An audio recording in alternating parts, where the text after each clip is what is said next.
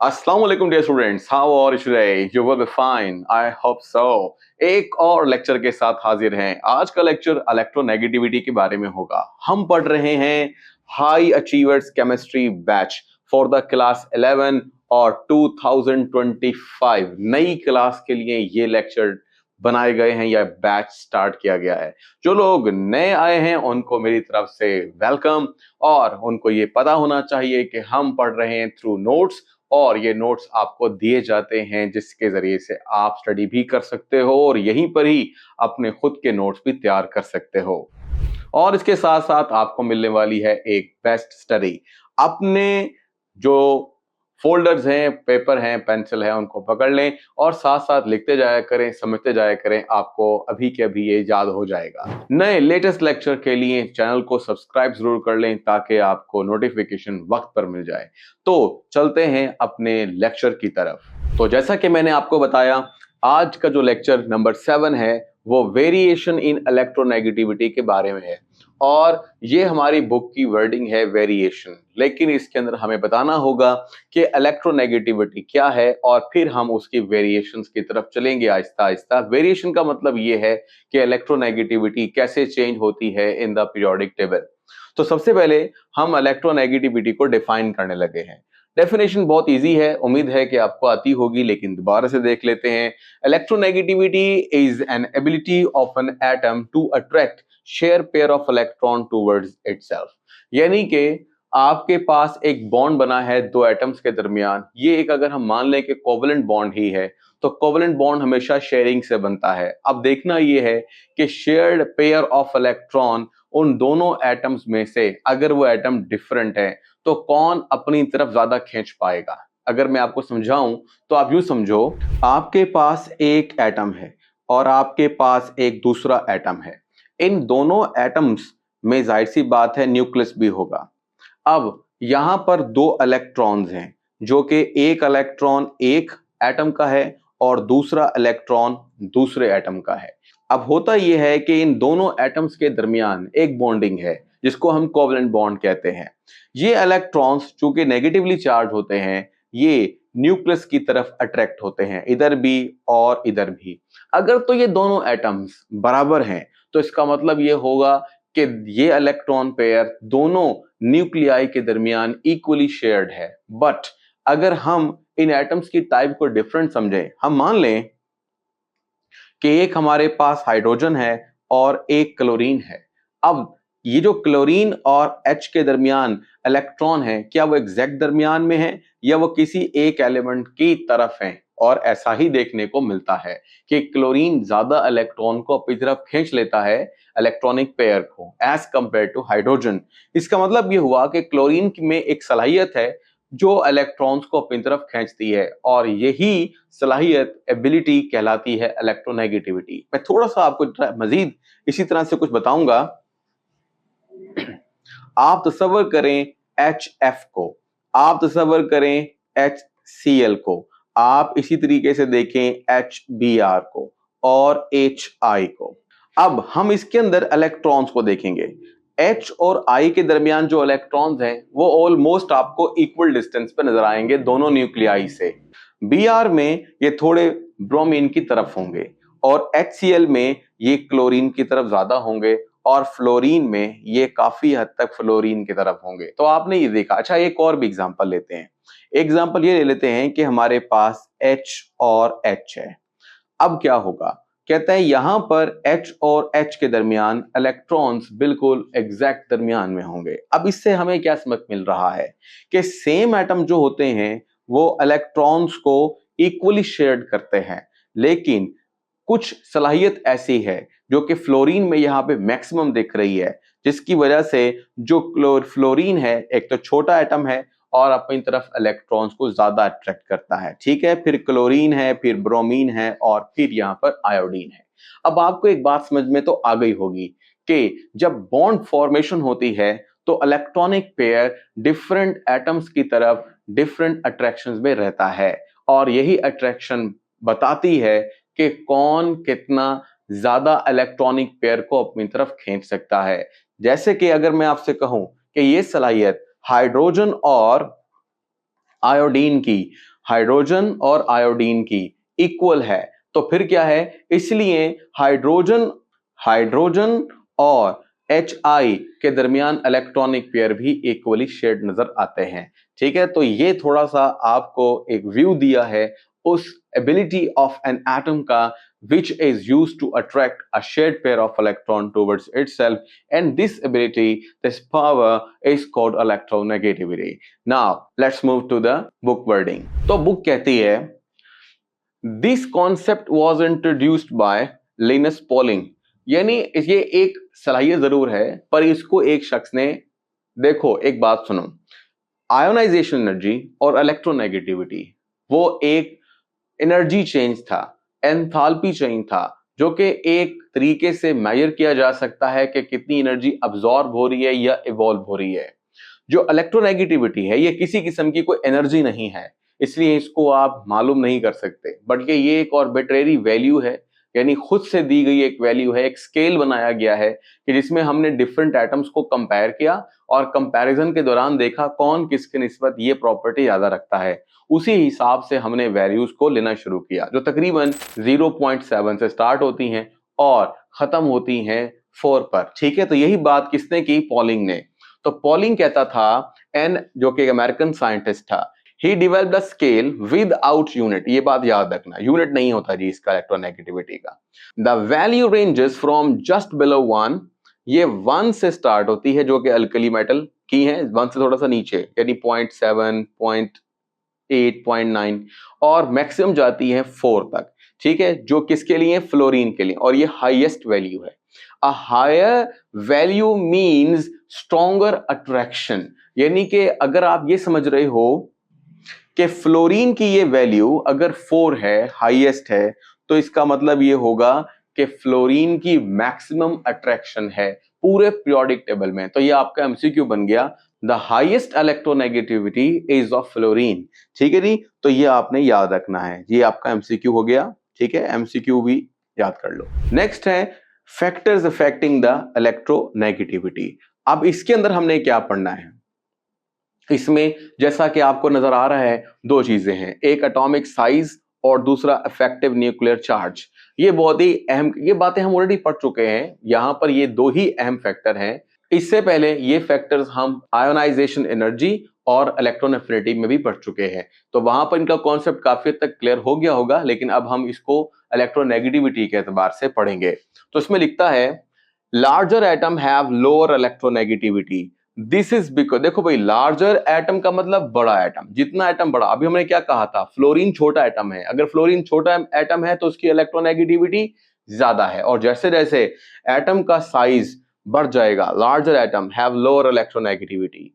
This is because electrons are far away from the nucleus, जाहिर सी बात है एटम जब बड़ा हो जाएगा तो शेयर्ड वाले इलेक्ट्रॉन तो वैलेंस शेल में होते हैं और वैलेंस शेल दूर होगा, इस तरीके से न्यूक्लियस की वैलेंस शेल के लिए इलेक्ट्रॉन्स की अट्रैक्शन बहुत ही कमजोर रहेगी और वो इलेक्ट्रॉन्स को इतना अच्छा अट्रैक्ट नहीं कर पाएगा। यही बात यहाँ पे लिखी है कि electrons are far away from the nucleus so the attraction is weaker. तो अब समझ में आया कि लार्जर अगर आपके पास है एटॉमिक साइज तो वीकर है इलेक्ट्रॉन एफिनिटी। ठीक है, इलेक्ट्रॉन एफिनिटी इनवर्स प्रोपोर्शनैलिटी के साथ होंगे। फिर इसके बाद चलते हैं आगे, कहता है ग्रुप 17 यानी हैलोजेंस की बात की है, मैंने भी अभी आपके साथ फ्लोरीन क्लोरीन ब्रोमीन आयोडीन की बात की है, यानी ये एक ऐसा ग्रुप है जहां पर मैक्सिमम इलेक्ट्रोनेगेटिविटी देखने को मिलती है। तो लिखता है in group 17 halogens the trend is, सबसे ज्यादा फ्लोरीन, फिर क्लोरीन, फिर ब्रोमीन और सबसे कम इलेक्ट्रॉन एफिनिटी है आयोडीन की, यानी ये एक डिक्रीजिंग ऑर्डर लिखा गया। उसके बाद आते हैं इफेक्टिव न्यूक्लियर चार्ज। जिन लोगों को अभी ये नहीं पता, तो इफेक्टिव न्यूक्लियर चार्ज का मतलब है न्यूक्लियस के अंदर प्रोटॉन की तादाद।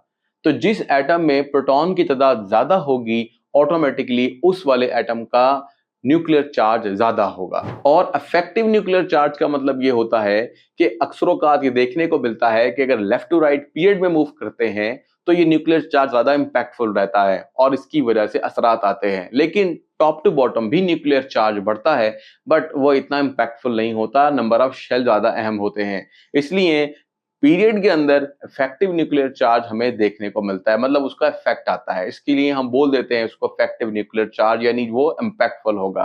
तो इसलिए एग्जांपल दी उसने कि इफेक्टिव न्यूक्लियर चार्ज यानी जहां न्यूक्लियर चार्ज की अहमियत है, जहां वो वाकई में इम्पैक्ट डाल रहा है।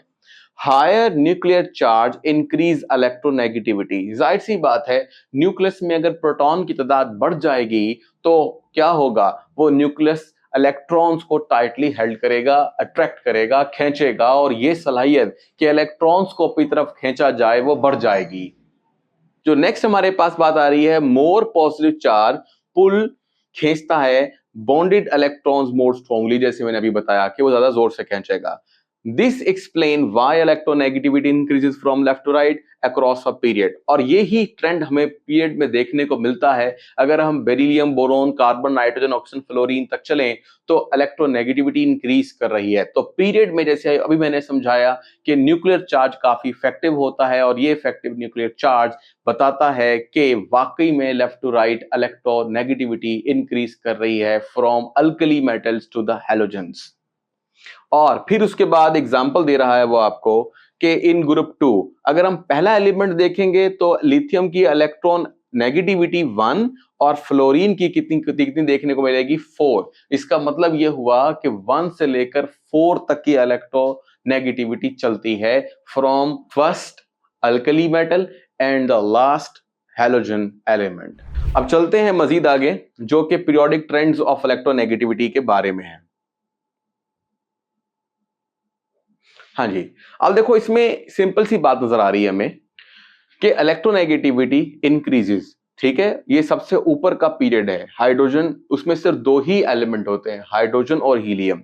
इसके अंदर देखो जो है ना नोबल गैसेस या इनर्ट गैसेस, अब वो क्या करते हैं, वो तो पहले स्टेबल हैं, उनको जरूरत नहीं है इलेक्ट्रॉन लेने की, खींचने की, उनके पास फुलफिल्ड है, यानी वो इस वाली रेस में शामिल नहीं है, इसलिए यहां पर नोबल गैसेस का तस्करा नहीं किया जा रहा है। तो यहां पर बात यह है कि हाइड्रोजन जो कि फर्स्ट पीरियड में है 2.1 इलेक्ट्रोनेगेटिविटी रखता है। फिर उसके बाद दूसरा पीरियड आ जाता है जिसमें lithium, beryllium, boron, carbon, nitrogen, oxygen, fluorine तक जा रहा है मामला। तो इसका मतलब ये हुआ कि देखो अभी मैंने जैसे बताया 1 से शुरू होता है और 4 तक आ जाता है। इस तरह सोडियम जो है वो भी 0.9 से अगर स्टार्ट होता है तो क्लोरीन 3.1 तक आ जाता है। सोडियम आप देखोगे तो 0.9 से स्टार्ट होता है और क्लोरीन 3.0 तक आके खत्म होता है। वाकई में इलेक्ट्रोनेगेटिविटी इंक्रीज कर रही है। और अगर हम यहां पर चलें, इलेक्ट्रोनेगेटिविटी टॉप से अगर बॉटम की तरफ देखें तो डिक्रीज कर रही है, और अगर हम बॉटम से टॉप पर देखें तो इंक्रीज कर रही है। लेकिन आप जिस तरह से हमेशा कहते हो वैसे ही कहना कि टॉप टू बॉटम, तो टॉप टू बॉटम डिक्रीज कर रही है। और ये वाली बात मैंने आयनाइजेशन एनर्जी पढ़ाते हुए और इलेक्ट्रॉन एफिनिटी पढ़ाते हुए भी आपसे कही थी कि इन तीनों एनर्जीज का, चाहे वो इलेक्ट्रॉन एफिनिटी है, इलेक्ट्रोनेगेटिविटी है, या वो आयोनाइजेशन एनर्जी है, ठीक है, वो जो हमारे पास है इन सबका ट्रेंड सिमिलर होगा। तो देखो भाई, अगर टॉप टू बॉटम डिक्रीज कर रही है तो सबसे पहले आप फ्लोरीन को देखो, तो फ्लोरीन की कितनी है जी 4.0, 3.0, ठीक है, 2.8, 2.5, तो वाकई में डिक्रीज कर रही है। अगर आप यहां पर देखो ब्रिलियम से, तो ब्रिलियम की कितनी है 1.5, मैग्नीशियम 1.2 एंड स्ट्रोंशियम 1 तक पहुंचा। इसका मतलब है कि वाकई में electronegativity top to bottom decrease करती है। आपको चाहिए कि ट्रेंड याद करने के साथ साथ, चूंकि इस बुक के अंदर वैल्यूज भी दी हुई हैं, तो आप कम से कम एक पीरियड की वैल्यू याद कर लो और कोई भी ग्रुप ले लो, चाहे आप ये ले लो, ये अच्छी बात है, ये आसान है, बार बार इस्तेमाल होता है, फ्लोरीन, क्लोरीन, ब्रोमीन, आयोडीन, तो इसका इस्तेमाल कर लो। इस तरीके से आप डिफरेंट जगहों पर काम कर सकते हो, मतलब कम से कम एक ग्रुप, एक पीरियड को लेकर उसकी इलेक्ट्रॉन एफिनिटी याद करो। अब यही चीज जो हमने बोली है ये हमने लिखनी है किस तरह से, देखो भाई अक्रॉस द पीरियड समझा दिया गया है आपको, वही चीज उठानी है आपने और यहां लिखनी है। Electronegativity increases, this happens due to increase in nuclear charge, factor भी बता दिए गए हैं, अब आप रीड करोगे तो आपको खुद ही आ जाएगा। और ग्रुप के अंदर electronegativity decreases, this is due to the larger atomic size, क्योंकि ऊपर से नीचे आते हुए साइज बढ़ते जाते हैं और साइज के बढ़ने के साथ इलेक्ट्रोनेगेटिविटी को कम होना होता है। तो यही बात यहां पर आपने लिखनी है। और साइज के बढ़ने के साथ साथ जहां नंबर ऑफ शेल इंक्रीज करते हैं वहां शील्डिंग इफेक्ट भी इंक्रीज करता है। तो अगर आपने इसके फैक्टर में शील्डिंग इफेक्ट लिखना हो, यानी ऐसा इफेक्ट जो अंदर वाले इलेक्ट्रॉन्स का बाहर वाले इलेक्ट्रॉन्स के लिए होता है, यानी एटम के अंदर वाले इलेक्ट्रॉन अपने से बाहर वाले इलेक्ट्रॉन को रिपेल करते हैं और दरमियान वाले न्यूक्लियस को छुपा देते हैं ताकि उसकी अट्रैक्शन आखिरी इलेक्ट्रॉन तक ना जाए या कम से कम जाए, इसको शील्डिंग बोलते हैं। तो बात यह है कि आप शील्डिंग फैक्ट को भी एज अ फैक्टर रख सकते हो। उसके बाद आता है एग्जाम्पल, वो हमने पहले ही कर ली है। मैंने आपसे कहा है ग्रुप और पीरियड याद कर लो और उसके एतबार से लिख दो। ग्रुप में ग्रुप की वैल्यू लिख दो और पीरियड में पीरियड की वैल्यू लिख दो। अब इसमें एक चीज और भी किताब ने ऐड की है और वो ये है मेटल्स के बारे में। ठीक है, तो मेटल और नॉन मेटल, जो लोग शुरू से लेक्चर ले रहे हैं, मैंने जब पीरियोडिक टेबल पढ़ाया था तो वहां पर ये बता दिया था कि मेटल्स कहां पर हैं और नॉन मेटल्स कहां पर हैं। ठीक है, तो अब अगर आपको अभी भी नहीं पता है तो आप ये समझ लो कि मेटल्स जो हैं वो पीरियोडिक टेबल के लेफ्ट में हैं और नॉन मेटल्स पीरियोडिक टेबल के राइट में हैं। तो लेफ्ट टू राइट अगर मूव करते हो तो क्या होगा, हम मूव करेंगे metals to the non metals. और ये बात तो हम पहले ही पढ़ चुके हैं कि लेफ्ट टू राइट जाते हुए इलेक्ट्रोनेगेटिविटी इंक्रीज करती है। तो इसका मतलब ये हुआ कि इलेक्ट्रोनेगेटिविटी कम है मेटल्स की और नॉन मेटल की इलेक्ट्रोनेगेटिविटी ज्यादा है। बुक हमारी कैसे लिखती है, कहता है metals found on the left side of the periodic table and have low electronegativity, और नॉन मेटल्स के बारे में on the right side है और वो कहता है हाई इलेक्ट्रोनेगेटिविटी है। So metals are positive while non metals are negative. ये वाली बात जो आखिरी जुमला है ये तो आपको आता ही होगा कि देखो फ्लोरीन क्लोरीन ब्रोमीन पर चार्ज नेगेटिव आता है, यानी they love to attain electron, they love to attract electrons, so they have more electronegativity values, while the metals love to lose electron and they become positively charged.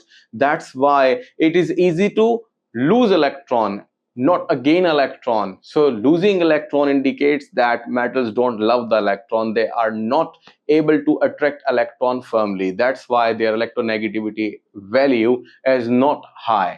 इसके बाद चलते हैं last बात पे, जो हमने अभी तक जितने भी आयनाइजेशन एनर्जी इलेक्ट्रोनेगेटिविटी वगैरह पढ़े हैं उनका एक किताब ने छोटा सा समरी व्यू दिया है, वो हम यहाँ पर थोड़ा सा देख लेते हैं। तो इसमें देखो ये हमारे पास लिखा है आयनाइजेशन एनर्जी, ये आपके पास इंडिकेट कर रहा है increasing ionization energy, increasing electron affinity increasing और इसके साथ साथ इलेक्ट्रोनेगेटिविटी भी इंक्रीजिंग। इसके अलावा जो बेटा बुक में दिया गया है उसको भी साथ लेके चल रहे हैं और जो उसमें इजाफी मालूमात है वो भी मैं आपको देता जा रहा हूं ताकि आपको हेल्प मिल जाए। ठीक है जी, इसके बाद आप चलते हो यहाँ पर एटॉमिक रेडियस। एटॉमिक रेडियस बेटा टॉप टू बॉटम इंक्रीज करता है। इसके अलावा यहाँ पर आप देखो electron affinity bottom to top increase कर रही है, और अगर आपका जहन वैसे बनता है टॉप टू बॉटम तो आप डिक्रीज लिख दीजिएगा। इसी तरह से आयनाइजेशन एनर्जी भी टॉप टू बॉटम डिक्रीज करती है और उल्ट इंक्रीज करती है। और ये आपके पास एटॉमिक रेडियस है। एटॉमिक रेडियस अगर आपको याद है लेफ्ट टू राइट हम कहते थे डिक्रीज करता है, तो उल्टा कहोगे अगर राइट टू लेफ्ट इंक्रीज करेगा। इस तरीके से आपकी वर्डिंग जैसे भी रखना चाहे लेकिन कॉन्सेप्ट से अलग नहीं होनी चाहिए, वो दुरुस्त हो जाएगी। ठीक है, अक्सर औकात हम जो बोलते हैं वो टॉप टू बॉटम और लेफ्ट टू राइट बोलते हैं, तो इसी तरह से याद करते हैं तो एक ही दफा याद करें, उसी को बार बार लिखें। ठीक है, चाहे एरो किसी तरह भी इंडिकेट कर रहे हो तो ये आपके लिए कोई मसला नहीं है। तो ये था आपके पास एक छोटा सा टॉपिक, इसमें कोई इतने मसाइल नहीं है आई थिंक कोई, क्योंकि ये बहुत ही सिंपलीफाइड वर्जन है और ये एक आर्बिट्रेरी वैल्यू भी रही है इलेक्ट्रोनेगेटिविटी, मतलब इसके अंदर कोई खास कोई डेविएशंस वगैरह नहीं रही हैं। ठीक है, बस सीधा सीधा बात है और आसान सी वैल्यूज हैं। उम्मीद है कि आपको समझ में आ गया होगा। चैनल को सब्सक्राइब जरूर कर लें और बाकी दोस्तों को भी बता दें, और इस तरीके से आपको हेल्प मिल सकती है। आप कमेंट बॉक्स में कोई अपने क्वेश्चन लिखेंगे तो आपके आंसर जल्दी आ जाएंगे और आपको नए क्वेश्चंस के बारे में भी समझ में आती रहेगी। इस तरह एक कम्युनिटी के जरिए से भी आप इस प्लेटफॉर्म पे सीख सकते हो। ठीक है जी, तो इसके लिए आपको चाहिए कि आप अपनी कम्युनिटी को बड़ा करें। अब तक के लिए अल्लाह हाफिज, मिलते हैं नए लेक्चर में।